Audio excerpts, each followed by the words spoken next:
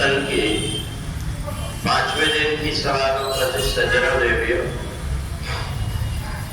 कल हमने भगवान के प्राकट्य की कथा सुने। जब जब भी आप लोग भगवान के प्राकट्य की कथा सुनते हैं, अपने हृदय में परमात्मा का प्राकट्य होता है।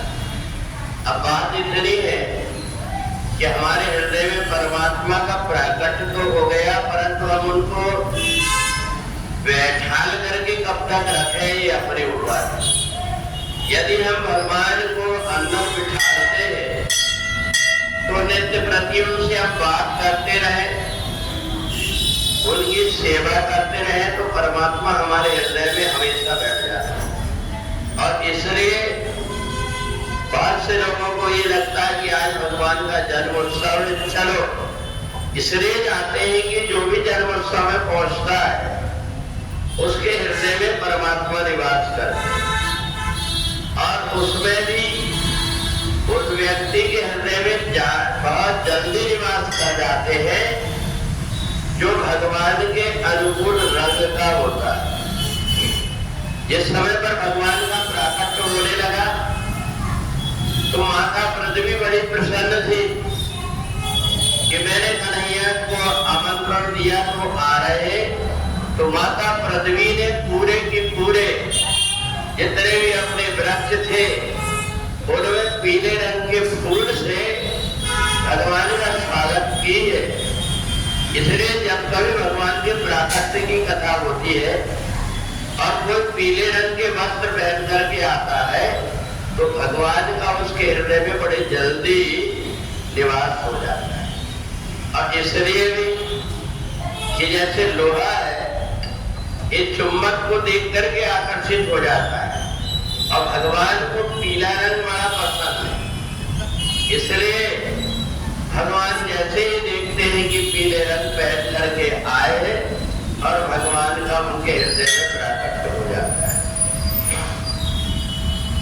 सुखदेव जी से राजा परीक्षित ने पूछा कि एक बात बताइए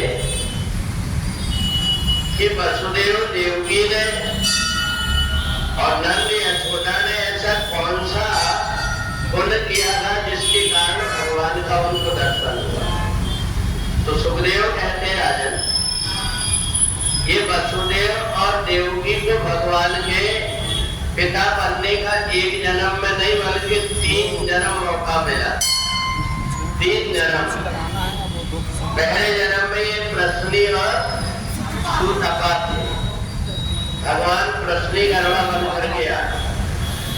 दूसरे जन्म में कश्यप और आदिति थे, भगवान वामन बनकर के आए।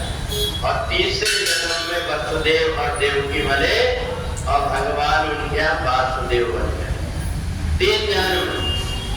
बोले ये बताइए कि गोकुल में भगवान ने जो बाल लीला किए, तो भगवान ने बाल लीला क्यों किए? बोले एक दंपत्ति थे जिनका नाम था द्रोण और धरा। ये दोनों गंधर्व थे, इनकी कोई संतान नहीं। इन्होंने गुरुजी से कहा कि गुरुजी हमें भगवान से जुड़ने का कोई मौका बताइए। तो गुरुजी ने कहा देखो तुम्हारी संतान नहीं है, तुम भगवान को अपना बेटा मान लो। इन दोनों ने गुरुजी की बात मान लिया और भगवान को अपना पुत्र मान लिया। अब पुत्र मानना एक बात अलग है और नाता निभाना एक अलग बात। इन दोनों ने मन में विचार किया हम अगर भगवान को अपना बेटा मानेंगे भी तो थोड़े दिन में हमें याद रहेगा, फिर भूल जाएंगे। हम अपने लिए सब कुछ करेंगे पर भगवान के लिए नहीं करेंगे। तो इनने कहा कि क्या करें, तो ये गए वृंदावन और वहां से भगवान गोपाल जी की छोटी सी मूर्ति ले आए। और मूर्ति ला करके उस मूर्ति को रोज सुबह उठा करके स्नान कराए, उनका श्रृंगार करे, उनको भोग लगाए। जब अपन चाय दूध पिए तो भगवान को रखे, भोजन करें तो सुबह ही निवेदित भोजन करें, भगवान को भोग लगाए। वस्त्र लेकर के आए तो सबसे पहले भगवान को अर्पण करे वस्त्र को। अब इनकी आदत बन गई, इनको ऐसा लगा हम परिवार में 2 नहीं बल्कि 3 लोग। और देखो अपनी अपनी भावना, जैसे इन लोगों ने भगवान को अपना बेटा मान लिया, ऐसे ही एक दंपति थे, उनने राधा रानी को अपनी बेटी मान लिया।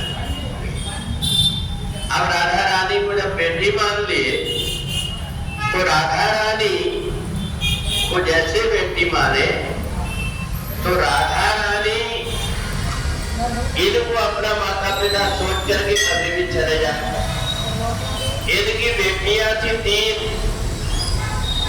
तो 3 बेटियां थी जिनको इन्होंने अपनी बहू को ही अपनी बेटी मान करके और उनको बेटियां कहते थे। अगला राधा रानी ने देखा कि इस समय पर तीनों की तीनों बहुएं मायके चली गई है और अब मायके जा रही है, तो मैं भी चल करके और इनको विदा कर दूं। तो इनने उस समय पर जब सब बहुएं जाने लगी मायके, तो उस समय राधा रानी भी एक बेटी का रूप धारण करके और घूंघट डाल करके आ गई। सास ने कही बहुआ जब तुम मायके जा रही हो, एक काम करो अपने मन पसंद की बढ़िया बढ़िया चूड़ी पहन लो। बोले पैसे कौन देगा? बोले तुम्हारे ससुर है ना दुकान में, उनको मैं कह दूंगी दे दे। अब इन तीनों बहुओं ने जब चूड़ियां बढ़िया पहन ली तो राधा रानी ने सोचा कि अब मैं भी जाकर के पहन लूं। तो जैसे जाकर के चूड़ियां पहनी तो देख देख करके प्रसन्न हो रही। आज मेरे माता पिता के यहाँ मैंने चूड़ी पहनी, अब इधर इनको कल भी नजदीक नहीं करेंगे। राधा रानी जब पहन करके चले गए तो बहू ने अपने खबर भिजवा दी कि तीनों बहुओं ने चूड़ी पहन लिए, तुम पैसे दे दे। ये मनिहारी जब गया तो ये जब पैसे देने की बात आई तो सेठ जी ने तीनों के 10-10 रुपए के हिसाब से 30 रुपया चूड़ी के दे दिया। उन्हें मनिहारी ने कहा 3 नहीं, मैंने 4 लोगों को चूड़ी पहना है। अब उन्होंने पूछा नौकर को भेज करके कि बहुए तो 3 है, 4 चूड़ी किसने पहना? तुमने पहनी? बोले नहीं, मैंने तो पहले ही पहन ली। कहा फिर ये 4थी चूड़ी किसने पहना? तो उसको मनिहारी को कई प्रकार से कहेंगे नहीं हमारे 3 ही है, तुम देख लो 4 से कहा। अब मनिहारी बेचारा जो है चुपचाप हो गए। क्या बोले कि जब आसमान वालों ने बताया कि क्या केवल 3 ही बहुए, उनके अलावा कोई नहीं। मनिहारी चला गया पर बार बार उसको लगे कि मैंने 4 लोगों को चूड़ी पहनाया। अब रात में जब शेर जी सोए तो सपने में राधा रानी आ गई और राधा रानी जब आई तो राधा रानी ने ला करके कहा पिताजी आपने उस मनिहारी को अपनी तीनों बहुओं के चूड़ी के पैसे दे दी परंतु मेरे नहीं दिए। ये देखो मैंने चूड़ी पहनी हूँ, अगर तुम्हें नहीं देना है तो मेरे पास से ले लो 10 रुपए, पर तुम मनिहारी का दिल मत दुखाना, उसको दे दे। तब जाकर के उसको याद आई कि मैंने राधा रानी को अपनी बेटी तो मान लिया था पर मैं भूल गया था। तो ऐसे ही ये जो द्रोण और भरत इन लोगों ने भी मन में सोचा कि हम भूले ना भगवान को, तो इसलिए रोज उनको जब सोते थे बढ़िया से बिस्तर लगा करके सुला दिया करते थे, उनके पास पानी भर करके रखते। ऐसा करते करते जब काफी समय हो गया तो इनकी जब मृत्यु का समय आया, सारे गांव के लोगों ने सोचा कि अब इनका अंतिम संस्कार करेंगे तो इनको अग्नि कौन देगा। उतने में भगवान छोटा सा रूप धारण करके आ गए और उन्होंने कहा मैं इनका बेटा हूं, मैं इनको अग्नि संस्कार दूंगा। और पति और पत्नी जब जब भी मरे उनको अंतिम संस्कार में मुख अग्नि भी भगवान ने दिया। तो देखो भगवान से जो नाता मान लेता है, भगवान तो अपनी तरफ से निभाते ही है जरूर। इसलिए इन परमात्मा से बढ़कर के और जीवन में किसी के हाजिरी नहीं। तेरे दरबार की हाजिरी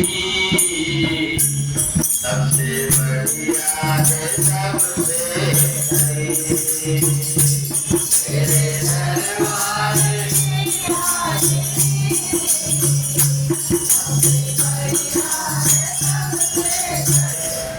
इस कथा में ढूंढना है कि वसुदेव और देवकी को भगवान का ऐसा सेवा करने का अवसर कैसे मिला। द्रोण और धरा जिनका भगवान ने अंतिम संस्कार किए थे, दूसरे जन्म में जाकर के नंद यशोदा हुए, उनके भगवान या आकर के बाद लीला क्यों की? क्योंकि ये पता है इनके अंदर परमात्मा की भक्ति थी। क्या थी? परमात्मा की भक्ति। तो देखना, हमें अपने जीवन में परमात्मा की भक्ति अगर लाना है तो हम क्या करें? भक्ति के साधन कहाँ हो बताने, भक्ति के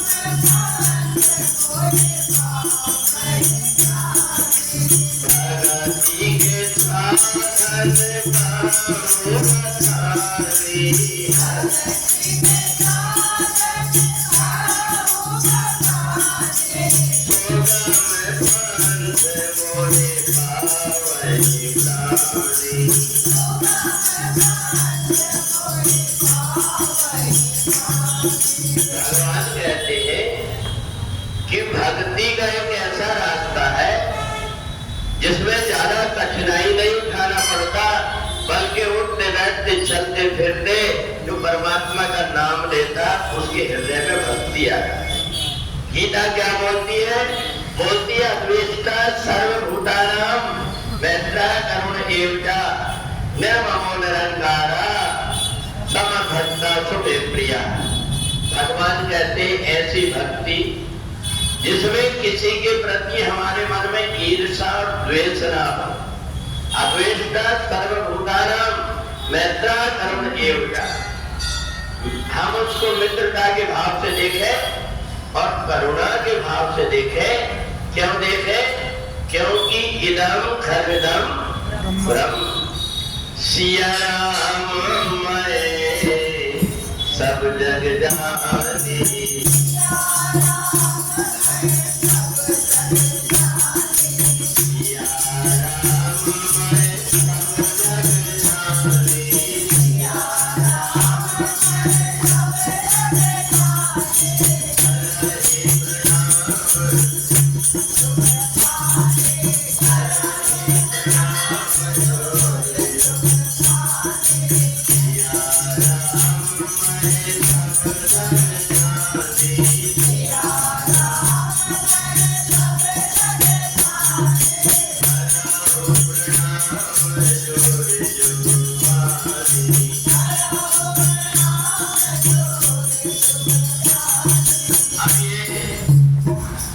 गीता में तो बता दिया, भागवत में क्या बताया?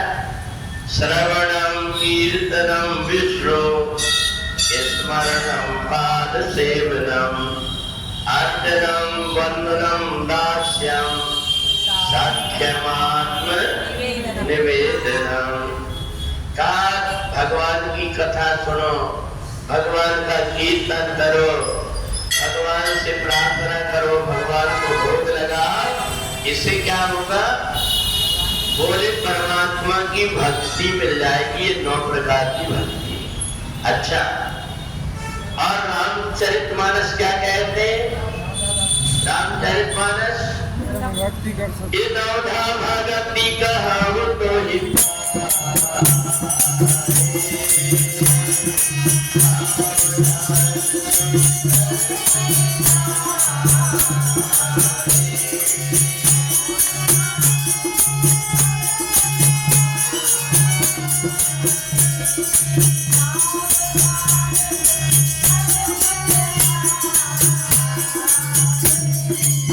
भगवान कहते कि नवधा भगति कहो तो हे पाली।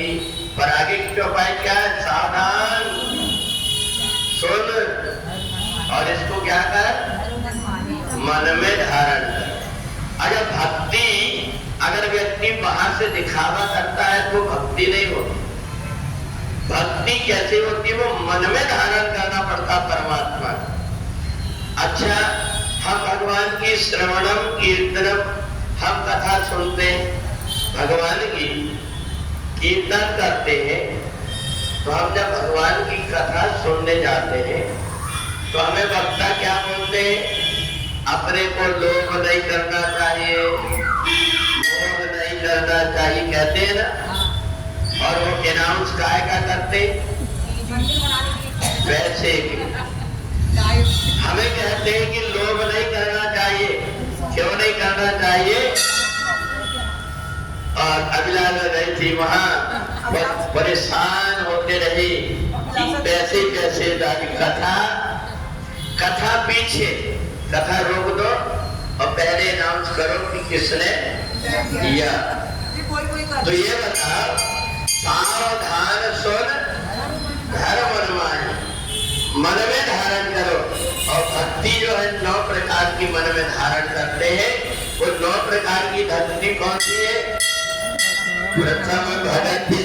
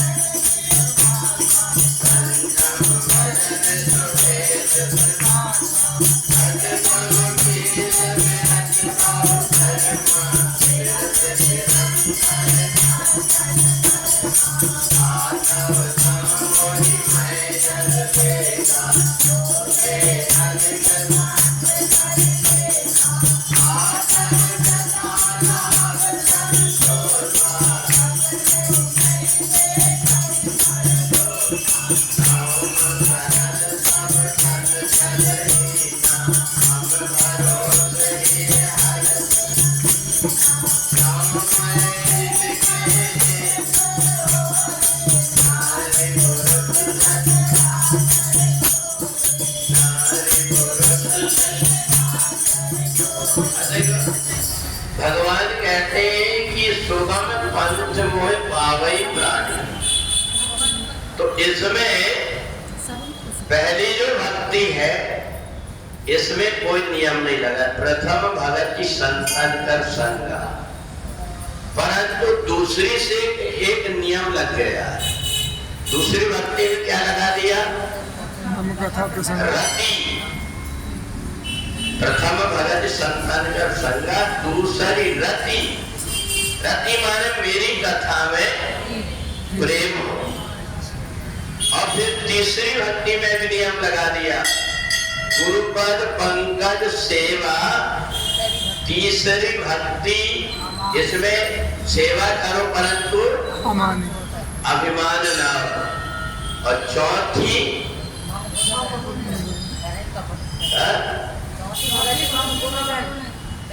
मेरा गुणगान तो करो, पर क्या छोड़ करके? कपट छोड़ करके करो। और मंत्र जाप करो, पर साथ में क्या रखो? दृढ़ विश्वास। दृढ़ विश्वास।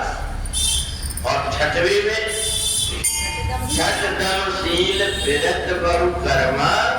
और निरंतर कैसे आचरण करो? सज्जनों जैसे, दुष्ट जैसे आचरण हो। और सातवां सातव सम मोहि मैं जग देखा, सब में परमात्मा को देखो। सातव सम मोहि मैं जग देखा, मोते अधिक संत कर लेखा। और आठव जथा लाभ, जितना मिल जाए उतने में संतोष। अरे जितना मिलता है उतने में संतोष होता है? जितना मिलता है उतने में संतोष नहीं होता। बस ये लगता है कि अपन ने ये कर लिया, इतना और कर ले, अपना इतना और कर ले करके। तो आठव जथा लाभ संतोषा, जितना मिल जाए। और एक बात और, प्रत्येक व्यक्ति को उतना ही मिलता है जितना उसके भाग्य में है। भाग्य से ज्यादा और समय से पहले कभी किसी को मिलता नहीं, इसलिए उसका टेंशन भी नहीं लेना। तो इसलिए ये रामचरितमानस देख ले, चाहे गीता देख ले, चाहे भागवत देख ले, ये सब कहते हैं कि परमात्मा की भक्ति सरल है, उसको हृदय में धारण करो तो परमात्मा से शांत भी हो जाता है, परमात्मा की कृपा भी हो जाती है। भगवान शंकर से पार्वती जी ने पूछा कि भोले बाबा एक बात बताइए, जो परमात्मा सारे संसार को न चाहते हैं, उनको मैया यशोदा डांट डांट करके और उनसे अपनी बात क्यों मनवा ले? जो परमात्मा जग पे खन सुन देखन आए,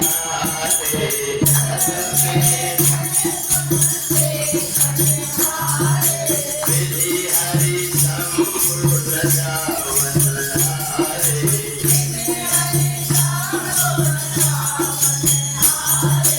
देव न जानी मरम तुम्हारा है।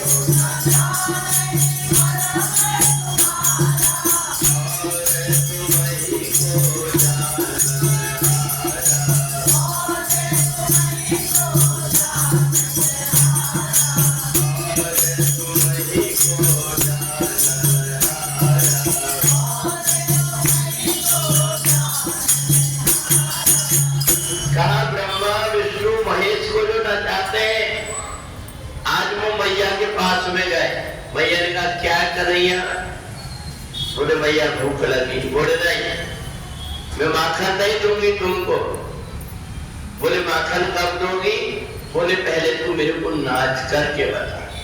मैया यशोदा ने सोची आज मैंने कन्हैया के लिए माखन निकाली नहीं हूँ, और अगर कन्हैया माखन मांग रहा है तो ताजा माखन दे रहा है, तो अभी माखन कहाँ से दे दूं? तो मैया कन्हैया को काय में लगाती है? नाचने में लगाती है। नाचो नाचो नाचो श्याम, माखन खिलाऊंगे,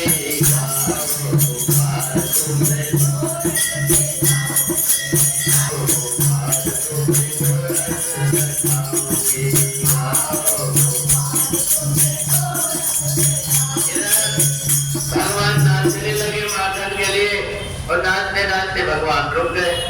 मैया ने कहा क्या हुआ कन्हैया? बोले मैया पेट में चूहा कूद रहा है, इसलिए नाचना भी नहीं हो रहा है। मैया ने देखी ताजा ताजा माखन बन गया है, और मैया ने लेकर के भगवान को भोग लगा दी कि तो महीने वेदित भोजन खाई।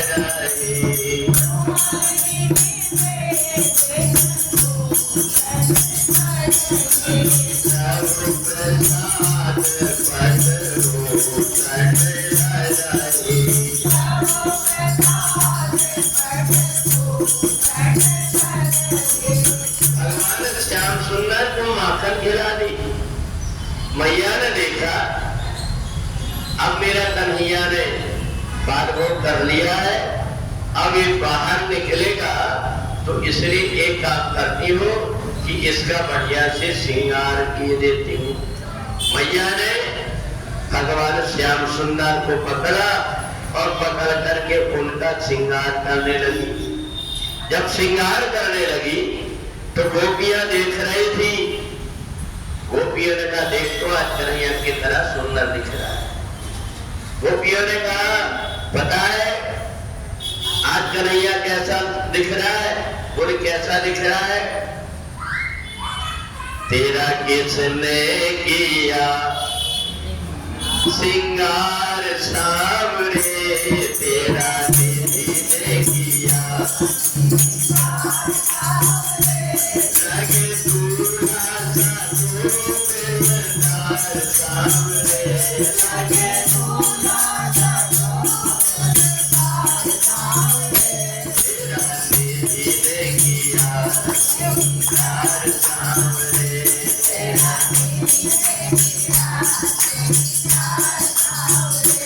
लगे दूल्हा सा तू श्रृंगार सावरे, लगे दूल्हा सा तू श्रृंगार सावरे, तेरा किसने किया श्रृंगार सावरे, तेरा किसने किया श्रृंगार सावरे। मैया यशोदा ने देखी ताली बजा करके कौन गा रहा है, तो जो देखी तो गोपियां खड़ी। मैया से कही, अरे भैया हम ताली इसलिए बजा रहे हैं कि तूने कन्हैया का श्रृंगार तो बहुत बढ़िया कर दी, पर एक कमी रह गई। भैया ने कहा, क्या कमी रह गई?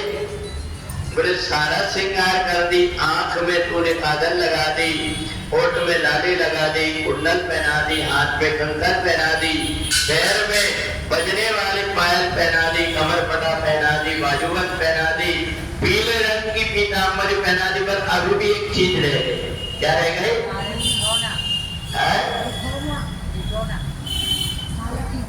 कि अभी तेरे लाला को नजर न लग जाए, इसलिए उसको क्या बोलते? मैया ने कही, हाँ गोपी तूने बड़ी अच्छी मेरे को याद दिला दी। गोपियों ने देखा और कन्हैया से प्रार्थना की, कन्हैया जैसे तू मैया के यहाँ पर भोग लगाया, जैसे मैया ने तेरे को श्रृंगार की, ऐसा हमें कब मौका मिलेगा?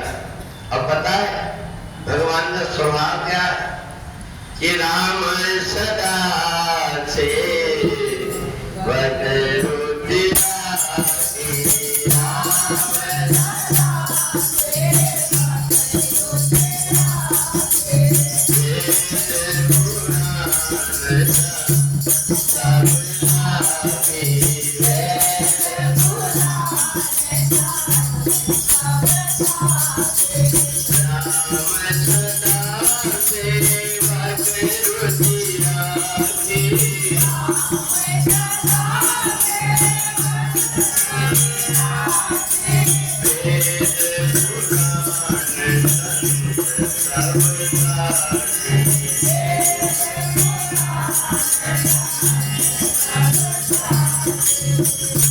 सखियों ने कहा, देखो अगर कन्हैया को बुलाना है तो अपने को कुछ ना कुछ करना पड़ेगा। इधर भगवान श्याम सुंदर ने देखा कि कंस मामा की आकुलता बढ़ते जा रही। कंस ने भगवान के लिए पूतना को भेजा, भगवान ने पूतना का वध कर दी। कंस ने भगवान के लिए शक्टासुर को भेजा, भगवान ने शक्टासुर का वध कर दिए। तृणावर्त को भेजा, भगवान ने उसका भी वध कर दिया। अब भगवान ने सोचा कि अब मैं पहली बार जब हवा में उड़ा हूं तो मैं कम से कम ये देख लूं कि किसका घर कहाँ है। भगवान ने ऊपर से सबका घर देख लिए कि कौन सी गोपी किस घर में कहाँ रहती है, और इसके बाद में तृणावर्त का वध कर दिया। अगर गोपियों ने मन में विचार किया कि हमें भगवान के दर्शन कैसे हो, इधर कन्हैया ने मन में विचार किया कि मेरे को सबसे मुलाकात हो गई, परंतु मेरे को भगवान भोले बाबा के दर्शन नहीं। अब देखना, भगवान शंकर एक ऐसे देवता है जहां भगवान का अवतार होता है, वहां दर्शन करने जरूर पहुंच जाते, और दूसरे देवता आए जाना है, परंतु भगवान भोलेनाथ जहां कहीं भी भगवान अवतार लेते हैं वहां दर्शन करने पहुंच जाते। राम अवतार में भी पहुंचे, वहां तो नाम बदल करके पहुंच गए। एक ने अपना नाम रख लिया परमानंद और एक ने अपना नाम प्रेम सुख, परमानंद प्रेम सुख भूदे। तो यहाँ भगवान भोलेनाथ आज सोचे कि मैंने राम जी के दर्शन करके आया था, आज कन्हैया के दर्शन करने के लिए जाऊं।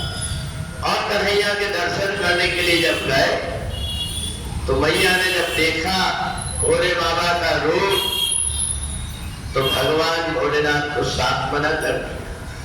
भगवान ने मन में विचार किया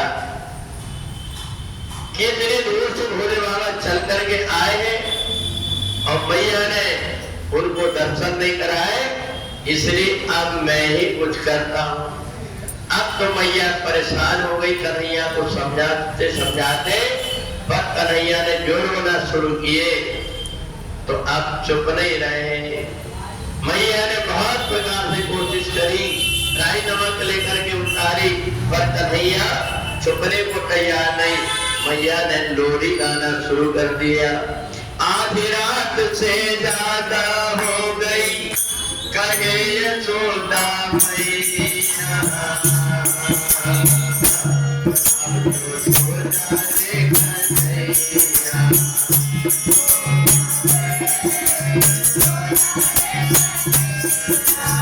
आधी रात से ज्यादा हो गई, कहे यशोदा मैया,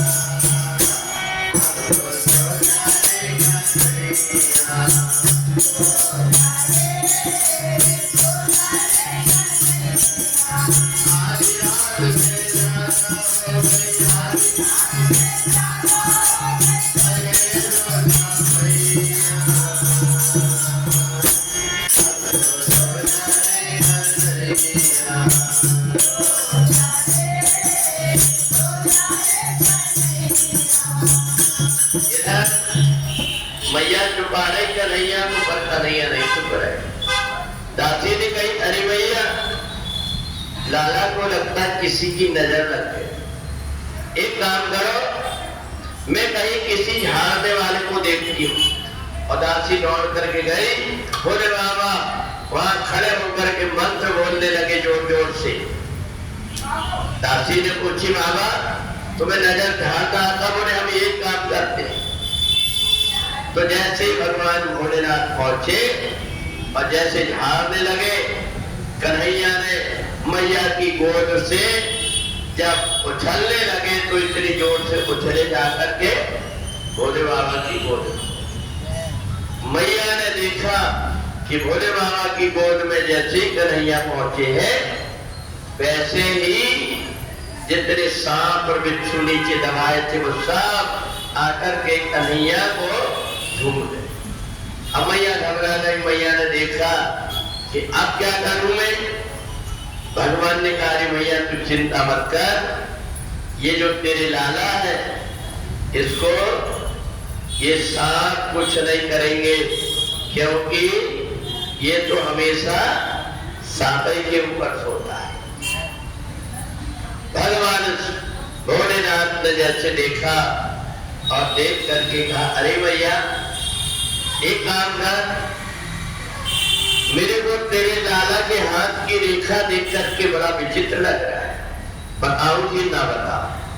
मैया ने कहीं बता। बोले जो तेरा लाला है इसको कई प्रकार की विपत्ति आएगी, बहुत प्रकार के कष्ट आएंगे, पर मैया सबसे बड़ी बात एक है कि तेरे यहाँ जो लाला है इस लाला की 16,108 शादी नहीं।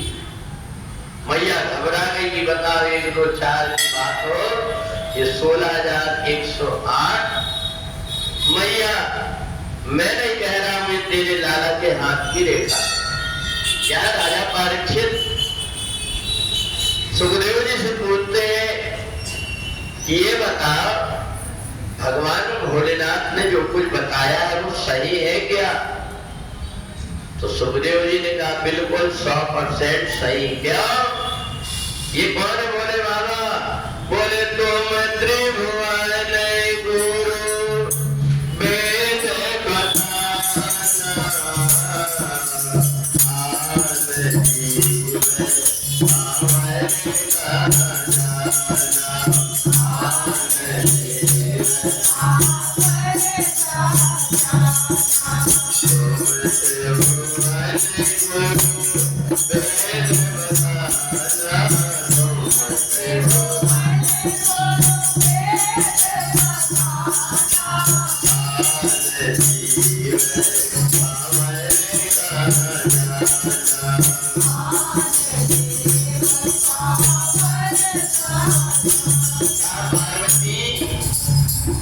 ये जो भोले बाबा है, भोले बाबा मैया पार्वती से बिना बताए आए थे और यहाँ आकर के धुनी रमा करके बैठ गए। इधर सुखदेव जी राजा परीक्षित से कहते हैं कि भगवान भोलेनाथ ने इसलिए बताया क्योंकि ये जो 16,108 है, ये जिस समय पर भगवान राम त्रेता युग में रावण को मार करके आ रहे थे तो उस समय पर संत मुनि महात्मा यज्ञ कर रहे थे और उस यज्ञ में जो वेदों की ऋचाएं थी उनने संतों से कहा कि देखो हम तुम्हारा यज्ञ पूरा कराते हैं, हम तुम्हें परमात्मा की भक्ति प्रदान करते हैं, हमारा जाप करके हमसे हवन करके तुम्हें परमात्मा का धाम मिलता है, पर हमें क्या दोगे तो महात्मा ने कहा मानो तुम क्या चाहते हो? बोले हम ये चाहते हैं कि परमात्मा के साथ में हम उनका अंग संग करना चाहते हैं। मतलब बोले हम परमात्मा के साथ में रहकर के उनकी सेवा करना चाहते हैं। तो महात्माओं ने कहा सीधी सीधी बात बताओ कि तुम चाहती क्या? बोले हम परमात्मा को पति रूप में चाहते हैं। तो महात्मा ने उनको वरदान दिया था कि जाओ द्वापर युग में जितनी वेदों की ऋचाएं है तुम सब गोपी बन करके आओगी और भगवान श्री कृष्ण तुम्हें पत्नी रूप में स्वीकार करेंगे। अब सारी गोपियां तो आ गई, परंतु इन गोपियों ने मन में विचार किया कि हमने अभी साधना तपस्या तो किए नहीं और जब तक के साधना नहीं करता व्यक्ति तब तक उसके जीवन में परमात्मा की भक्ति नहीं आती। इन्हें कहा अपन क्या करें? बोले एक काम करो, अगर कोई अपनी बुद्धि को पवित्र करने वाली है तो वो देवी है, इसलिए अपन देवी जी की आराधना करो और ये सारी जितनी भी गोपियां हैं इनने कात्यायनी माता के यहाँ जाकर कात्यायनी माता की आराधना कर। यमुना जी के किनारे कात्यायनी देवी का मंदिर था, वहां जाकर के माता की स्तुति आराधना करने लगी। कदम कदम पर साथ हो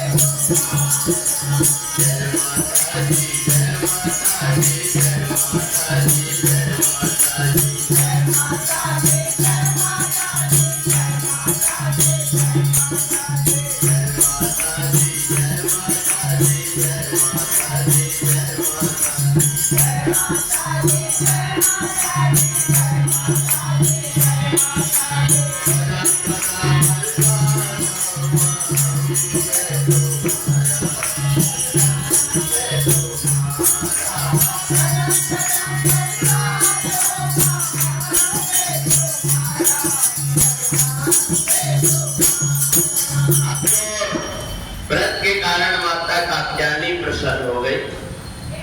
इन गोपियों से कहा तुम एक काम करो, भगवान श्याम सुंदर तो अगर पाना चाहती हो तो सबसे पहले अपनी लज्जा तुम्हें छोड़ना पड़ेगा। अब इन गोपियों ने माता कात्यायनी की बात तो समझी नहीं। इन्हें सोचा कि अपन एक काम करते हैं कि यमुना जी में जब स्नान करने के लिए आएंगे तो बिना वस्त्र के स्नान करेंगे। सुबह उठ करके रात्रि के पहर में आकर के बिना वस्त्र के स्नान करेंगे और ये सारी गोपियां जाकर के यमुना जी में बिना वस्त्र के स्नान करेंगे। भगवान ने जैसे ही देखा कि ये माता कात्यायनी की बात को समझ नहीं पाई गोपियां, और ये गोपियां तो भोली भाली, इनको मेरे को समझाना पड़ेगा। भगवान तुरंत धीरे से सुबह सुबह अपनी बांसुरी लेकर के पहुंच गए और पहुंच करके जहां ये गोपियों ने वस्त्र रखे थे उन सारे वस्त्रों को लेकर के कदम के पेड़ के ऊपर चढ़ गए। जैसे ही कदम के पेड़ पर चढ़े भगवान, तो उसी समय पर गोपियां स्नान करके बाहर आती और वहां तय करके स्नान कर रहे थे। अब बोल भी नहीं पा रही है और वस्त्र भी नहीं दिख रहे। भगवान श्याम सुंदर समझ रहे कि गोपियां बहुत परेशान हो रही वस्त्र के लिए। भगवान ने अपनी बांसुरी बजाना शुरू, अपने जैसे बांसुरी बजाने लगे तो उसी समय पर गोपियों ने देखा कि भगवान कदम के पेड़ पर चढ़े। अब गोपियों ने बहुत प्रकार से इशारा से बोलने की कोशिश की, परंतु भगवान ने सोचा कि ऐसा मौन नहीं। कई लोग जब मौन रहते हैं तो जितना बोलने में परेशान नहीं होते उतने में मौन में परेशान होते हैं। वो कुछ बताना चाहते हैं और आदमी कुछ लेकर के आता है। तो इसलिए और बहुत से तो ऐसे व्यक्ति जो मौन रहते हैं कम और लिखते ज्यादा, सारी बात अपना लिख लिख करके मौन का मतलब है कि जिसने अपने जीवन में मौन धारण कर लिया, जीवन में चाहे कोई गाली दे चाहे कोई प्रशंसा करे, हमें कोई फर्क नहीं पड़ता। वास्तव में वो होता है संयम, परंतु मौन केवल दिखावा के लिए। और जो मौन है व्यक्ति, उसको चिढ़का करके दो चार बातें ऐसी बोलो तो वो अंदर अंदर गुस्सा में लाल होता पर गाली बक नहीं सकता, क्योंकि मौन। तो इसलिए अपने अंदर जो कुछ भी हम संयम करें उसका ठीक। भगवान ने कहा तुम्हारा मौन हम जानते नहीं, इशारा क्या कर रही हो हम नहीं समझ पा रहे, तुम मुंह से बोलो। भगवान ने जैसे कहा तो इन गोपियों ने भगवान से कहा कि दे दो चीर हमारी कन्हैया,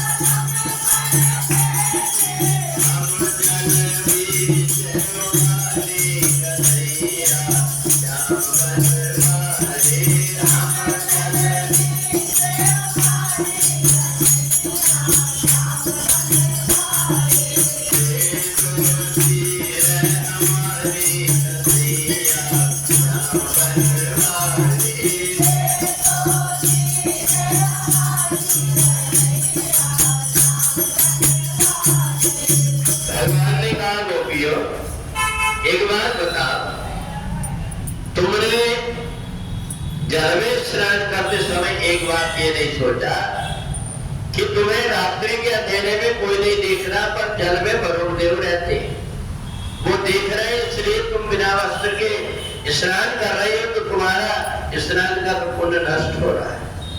क्योंकि वरुण देवता जहाँ जल में रहते हैं, तो वहां पर महिलाओं को जंघा से ऊपर पानी में नहीं जाना चाहिए।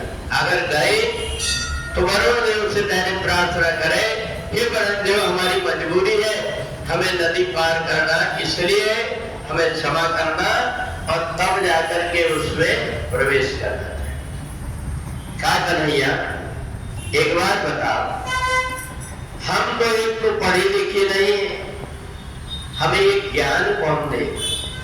आज तुम हमें इतने दिनों के बाद मिल गए, तो आज हम अपने मन की बात तुम्हें कहना चाहते हैं। हम रात दिन तुम्हारे लिए तरसते हैं, रोज सोचते हैं कि हमारा कन्हैया हमसे कब बात करेगा, कब हमें दर्शन देगा। मैया यशोदा के ही अकेले लाल नहीं हो तुम हमारे प्राण हो, तो इसलिए हमें सेवा का मौका कब दो। भगवान श्याम सुंदर ने कहा, गोपियों, मैं तो हर किसी के यहाँ आने को तैयार हूँ, परंतु मेरे को एक चीज पसंद है। क्या? कि बोले रामायण के बल प्रेम में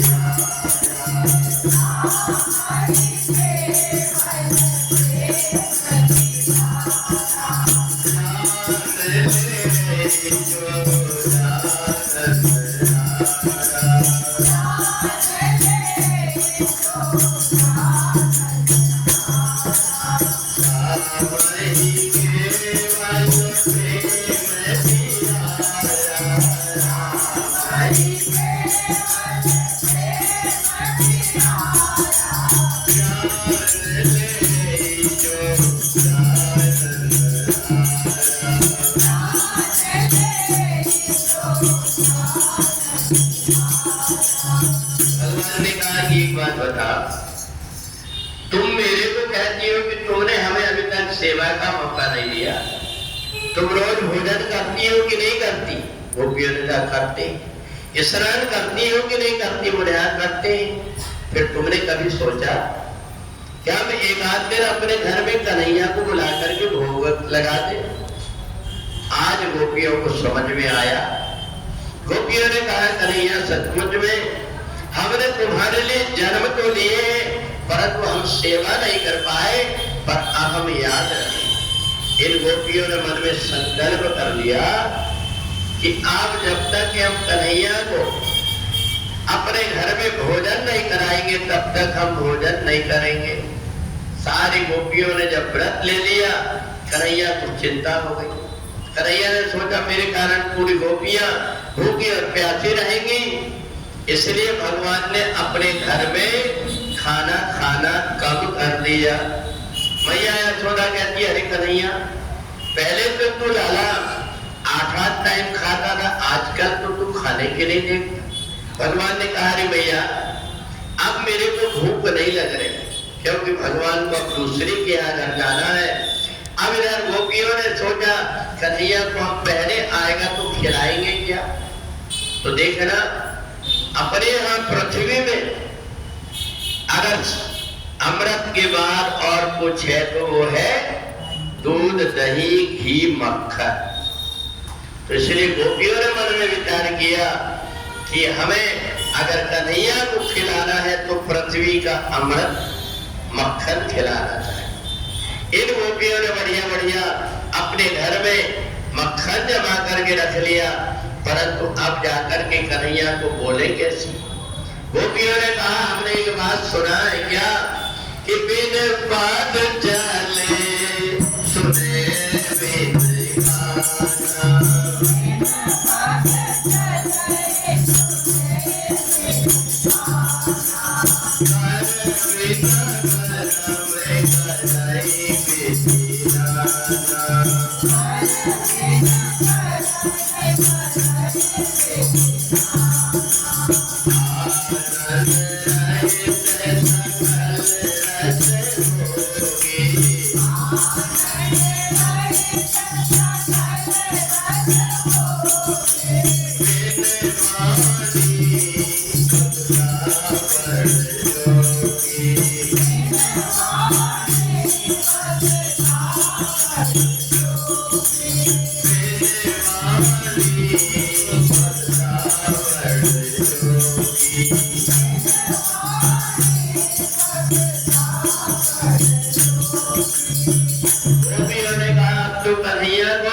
यही से अपन पुकारे, और वही से जब गोपियां भगवान को पुकारने लगी, ओ मुरली वाले आजा तेरी याद सताए, मुरली वाले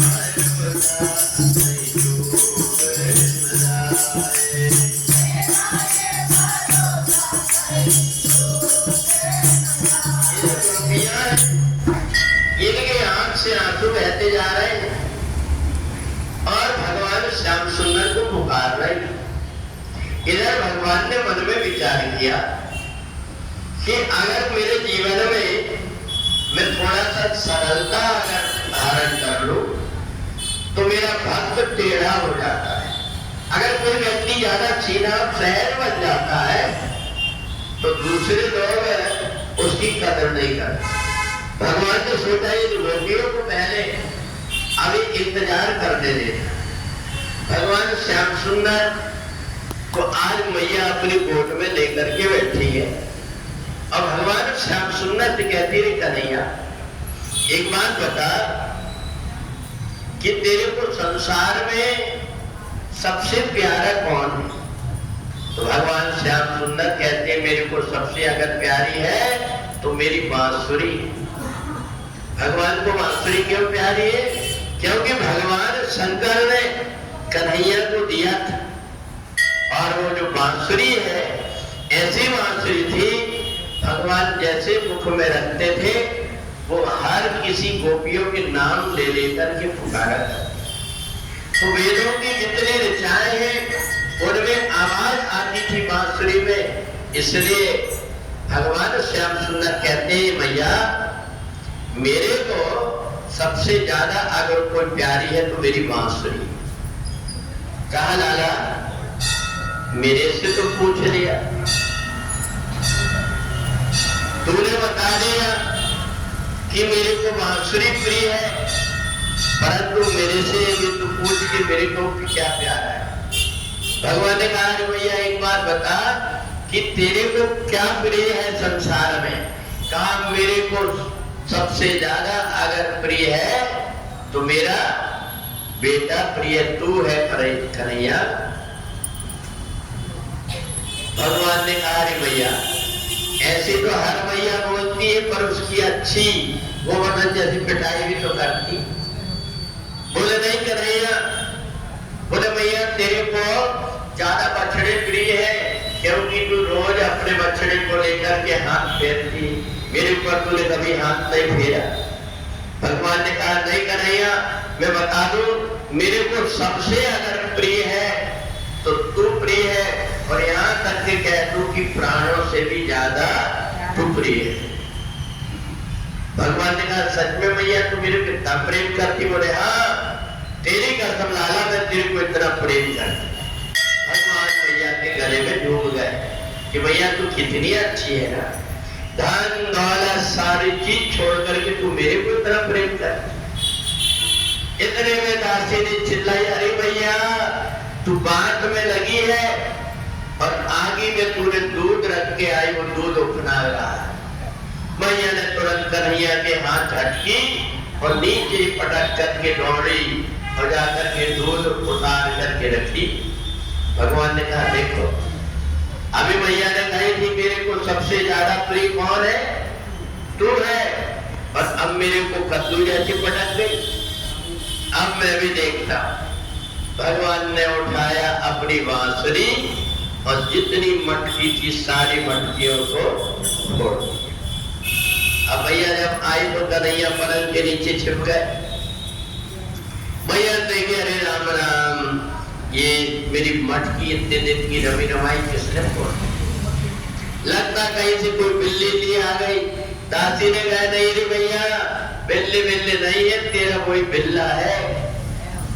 बोले मेरा कन्हैया? बोले हाँ। बोले कहाँ गया? बोले पलंग के नीचे छिपा है।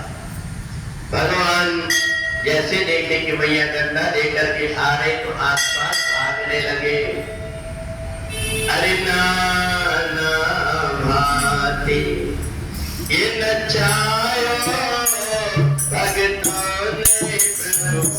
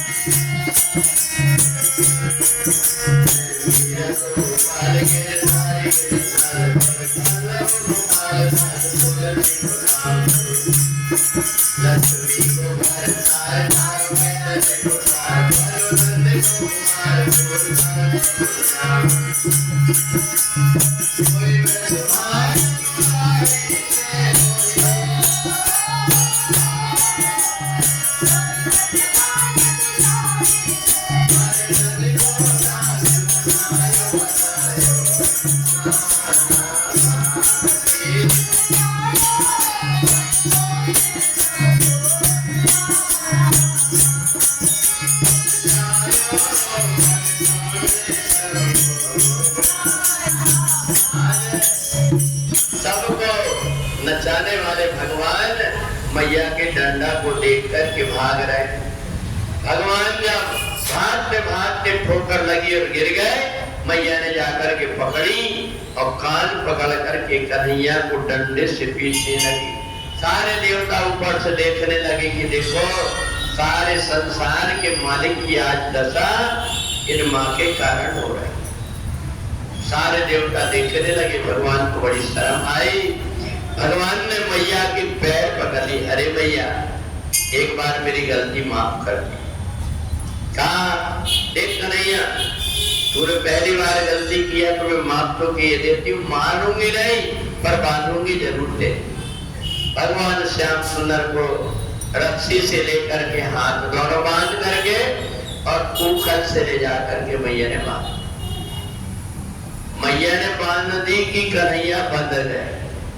क्योंकि जब मैया बांधने जाए तो कन्हैया के हाथ में रस्सी छोटी पड़ जाए। इसका मतलब ये है हम अपने द्वारा कितना भी परमात्मा को पकड़ने की कोशिश करें, हमसे थोड़ी ना थोड़ी कमी रह जाती। परमात्मा को हम तब प्राप्त कर सकते हैं जब परमात्मा की हम पर कृपा।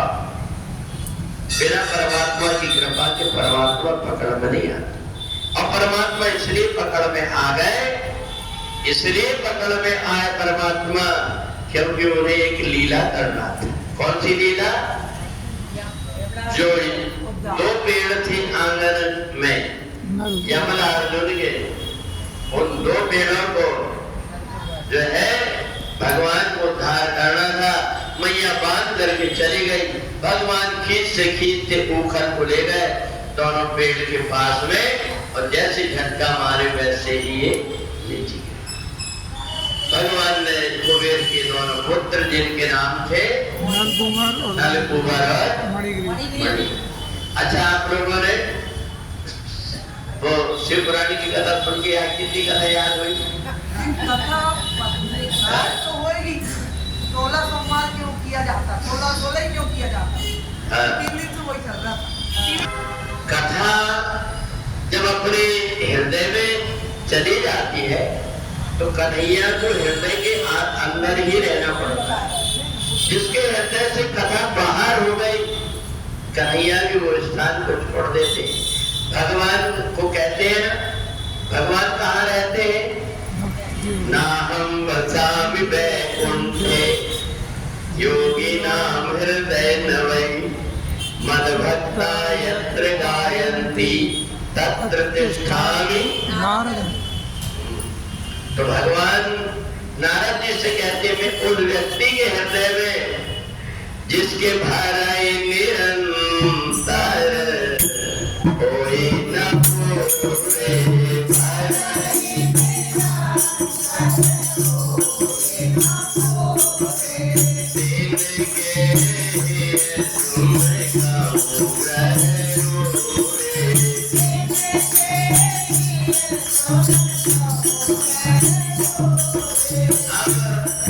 भगवान श्याम सुंदर ने मन में विचार किया कि अब मेरे को आगे की लीला करना चाहिए। बाल चरित हरि बहुविध कीना और अति आनंद।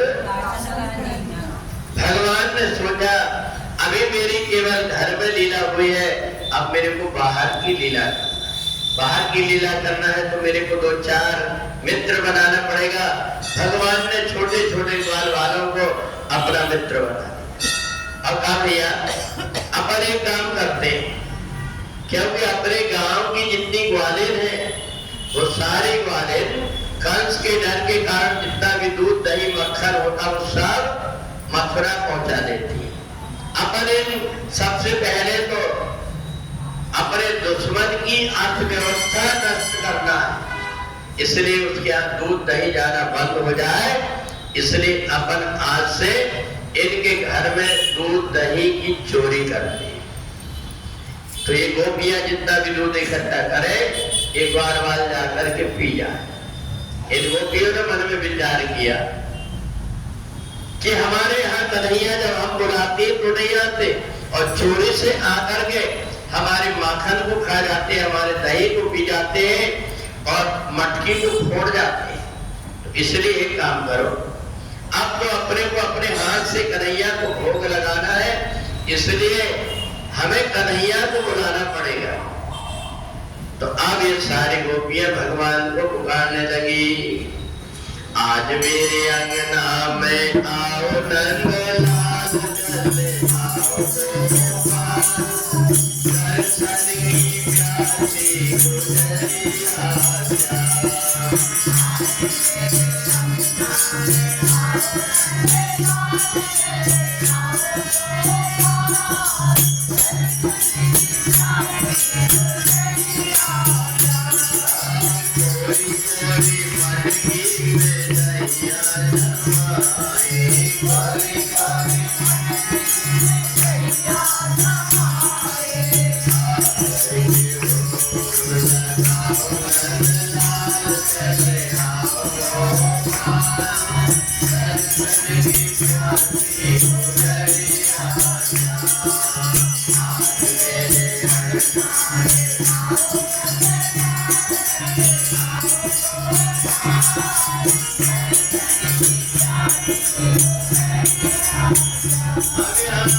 जब भगवान कोई गोपियां बुलाती है तो भगवान इन गोपियों के प्रेम के कारण इनके घर में चले जाते। भगवान की बाल लीला देख करके हमें ऐसा लगता है कि भगवान के लिए कोई बड़े और छोटा का भेद नहीं। भगवान को जो भी प्रेम से बुलाता, और भगवान ने कहा कि जाति पात कुल धर्म बड़ाई ये सब छोड़ करके मैं उस भक्त के यहाँ चले जाता। भगवान ने किसी गोपी को ये नहीं पूछा कि तुम कौन जाति की हो, मैं तुम्हारे हाथ का दही खाऊंगा कि नहीं खाऊंगा। बल्कि जब गोपियां जाए तो भगवान श्याम सुंदर उन गोपियों के यहाँ जाकर के जो कुछ भी भोग लगाती थी खाया कर। भगवान ने सोचा ये गोपियां रोज बुला करके मेरे को अपने हाथ से खिलाती है, परंतु इन गोपियों की मैं कोई काम नहीं करता। तो भगवान ने सोचा इन गोपियों के यहाँ मैं काम नहीं किया करूंगा, क्योंकि गोपियां हर समय भगवान का रूप देख करके और ऐसी मोहित हो जाती थी, इनको घर के काम में मन नहीं लगता। जब भी कोई काम करने जाए तो इनकी आंख में एक ही नशा था, भगवान श्याम सुंदर दिखाई देते। इन गोपियां हैं, इन गोपियों को ऐसा लगता है कि हमें नशा हो गया। सब लोग देखते थे इन गोपियों ने ना तो कोई भांग पिया, ना कोई प्रकार की नशा की है, परंतु इनको हमेशा ये नशा में कैसे रहती। इन्हें क्या किया था पता है? क्या किया? बिन पिए नशा चढ़ जाता है जो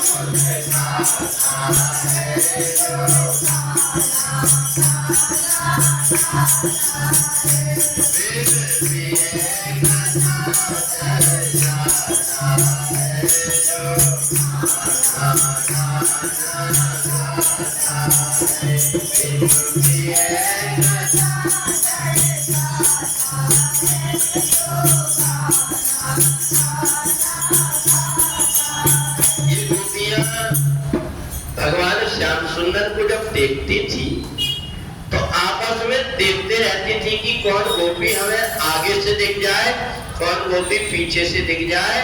और ये गोपियां जब भी मिलती थी तो उस समय कान्हा की ही चर्चा करती। क्यों सखी? आज उसकी आंख कितनी सुंदर थी, कितना बड़ी बड़ी आंख में कैसा बारीक सा काजल लगा हुआ था। मैया ने कैसे सुंदर सुंदर घुंघराले बाल को काढ़ा था। ये गोपियां कन्हैया की बात करते रहती थी और कन्हैया जैसे पहुंचे तो इन गोपियों को देख करके और सब होश उड़ जाता था। ये गोपियां सारा काम करना बंद कर दी। थोड़े दिन के बाद में जब भगवान रोज इन गोपियों के यहाँ जाने लगे तो इन गोपियों को अभिमान हो गया।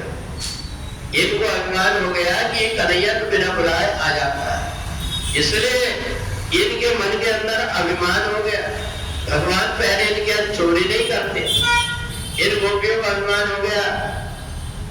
भगवान जाकर गोबर फेंक रहे, उनके घर में झाड़ू लगा रहे, सारा काम कर रहे हैं, गाय धोकर के ला रहे हैं और गोपी से कह रहे, अरे गोपी आज मैं तेरे घर जल्दी चले आया, मैंने कुछ बाल भोग नहीं किया, कुछ नाश्ता दे दे। ये गोपियां लाकर के कन्हैया को खट्टा छाछ पिला दी।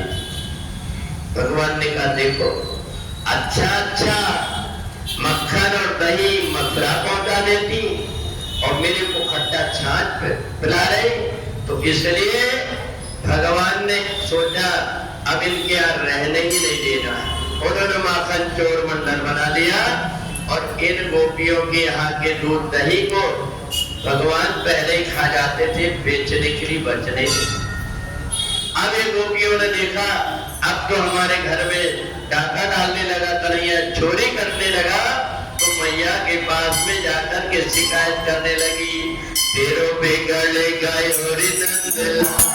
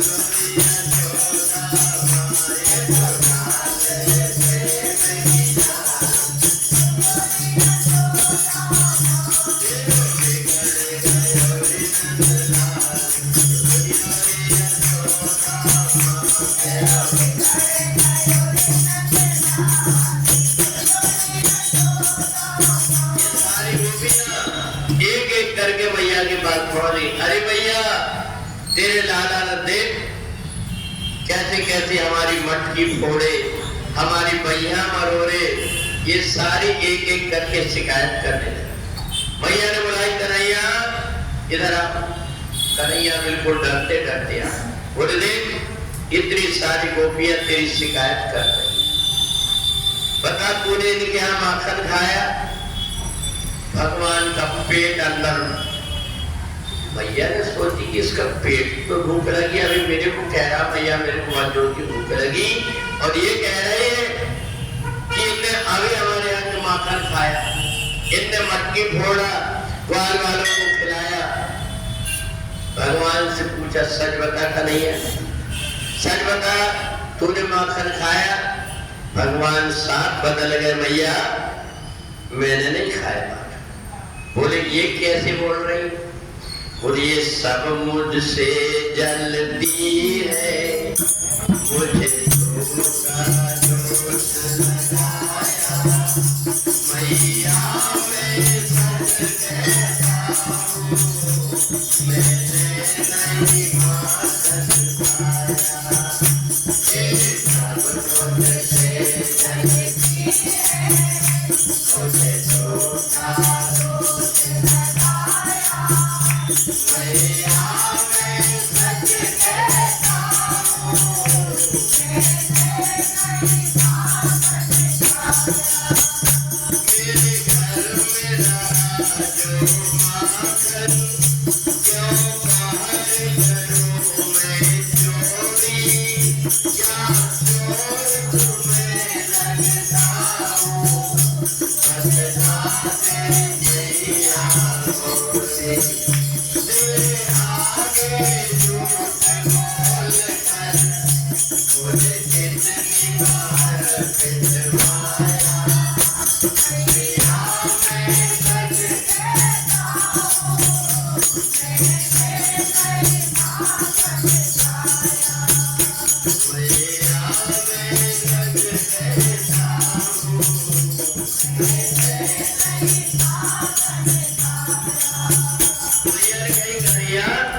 गोपियां शिकायत क्यों कर रही? बोले मैया, ये कहती कन्हैया जब मैया तेरी अच्छी पिटाई करती तो हमको बहुत अच्छा लगता, और इसलिए मेरी कई बार पिटवाई कराई, और बाद में जाकर के सब अपने आदमी से, लड़के बच्चों से बताती है ये कन्हैया तो बड़ा पिटते रहता है, तो मैया ये सब मेरे से जलती है, मेरे को पिटाई लगे इसलिए झूठ बोल रहा हूं। अब मैया ने सोची कन्हैया की बात मानूंगी, इनकी बात मान। मैया ने कही देखो मैया, देखो गोपियों, मैं तुम्हें झूठा नहीं कहती, पर मेरा कन्हैया देखो रो रो करके उसकी आंख से आंसू की धार बंद नहीं हो रही, और वो कह रहा है कि मैंने चोरी नहीं किया, तुम कहती चोरी किया, तो एक काम करो कि तुम पकड़ करके जिस दिन लाओगी उस दिन में कन्हैया को उल्टा लटका दर्द दूंगी। अब ये गोपियों ने बहुत कोशिश किया कि कन्हैया जब भी आए तो पकड़ने की कोशिश करे, कन्हैया भाग जाए। एक दिन गोपियों ने मटकी में लेकर के घंटी बांध दी, और कन्हैया जैसे ऊपर चढ़े, घंटी देखे तो घबरा गए। घंटी से कहा बजना मत, सारे बाल बाल भूखे, सारी जितनी भी दहिया थे वो उठा करके बाल बालों को खिलाए, घंटी नहीं बजी। भगवान जब खाने लगे तो घंटी टन टन टन बजने लगी। गोपियां दौड़ करके आई, उनने जैसे डंडा मारना शुरू की तो जितने नीचे के बाल बाल थे वो तो भाग गए, और कन्हैया ऊपर थे तो लटके रहे। अब गोपियों ने धीरे से बताया, बोले बता, तू कह रहा था कि मैं पिटूंगा नहीं, तुम कितना कर लो, आज देखते हैं। भगवान ने सोचा कि अब क्या करें, भगवान भी बड़े चालाक। भगवान को जब वो गोपियां लेके मैया पास जाने लगी तो कन्हैया ने देखा उसी गोपी का पति आ रहा, उसको बुलाया, बोले भैया मेरे साथ में तू भी चल। बोले कहाँ? बोले गांव में आज 10 जगह निमंत्रण। तो ने सोचा कि अच्छा है, घर में मेरे भूख लगी है, खेत से आ रहा हूं, मैं भी खाऊंगा। तो जैसे ही कन्हैया के साथ चला तो भगवान ने गोपी से कहा, अरे गोपी, ये हाथ मेरा बहुत देर से पकड़ी है, तूने लाल हो गया, इसलिए ये हाथ को छोड़ दे तू, और अब मेरा दूसरा हाथ पकड़। कहा नहीं तू भाग जाएगा, पहले पकड़ा दे। तो उसी गोपी के पति का हाथ पकड़ा दिए, अपने पीतांबरे डाल करके भगवान भाग गए। और भाग गए तो इधर भगवान श्याम सुंदर को पकड़ करके ले गई करके सारी गोपियां मैया को बुलाती। मैया ने सोचा कन्हैया मेरी गोद में बैठी है, ये किसको पकड़ के ले आए। अब इधर मैया जब देखने गई तो पीतांबरी तो कन्हैया की देखी, उनने मुड़ा करके जैसे देखे तो मूछे वाला आदमी। मैया ने कही अरे तूने भांग खाई है क्या? ये देख मेरा लाला है कि तेरा घर वाला है।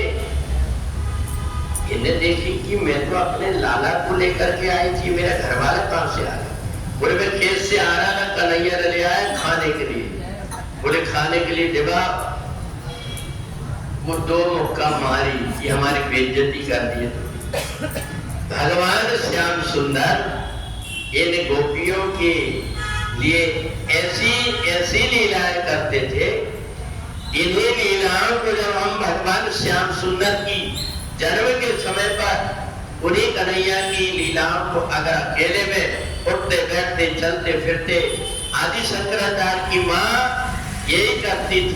सावन वर्षे भादो वर्षे पवन चले पुरवाई, ना जाने किस वृक्ष के नीचे बैठे हुए राम लखन गुरबाई। ऐसे भजन गाते गुनगुनाते रहते। कन्हैया की इन्हीं बात लीलाओं को यदि हम अपने हृदय में कन्हैया को बिठा करके और गाते रहेंगे तो हमारा जीवन भी गोपी जैसे हो जाए।